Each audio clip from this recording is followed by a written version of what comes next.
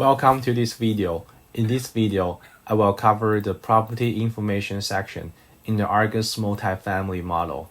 The assumptions in this section are information-based and optional. They do not impact the calculation in the ARGUS multifamily model, but provide further clarification for someone looking at the model. Let's get into it.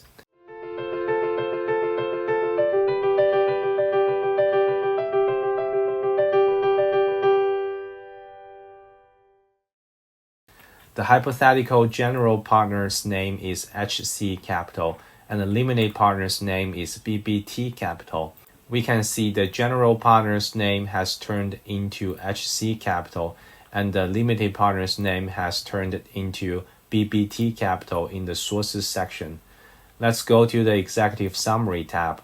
We can also see BBT Capital and HC Capital in the executive summary. In fact, all the general partner and the limited partner's name have been replaced throughout the model. Going back to the input tab, moving forward, the property is located at 123 Avenue in Los Angeles, California. The net rentable square feet is calculated from the unit mix I previously input. The site size is 8.21 acres, which is 357,795 square feet. All these fields are information-based and are not part of the calculation in the model. I finished the property information section in the ARGUS multifamily model.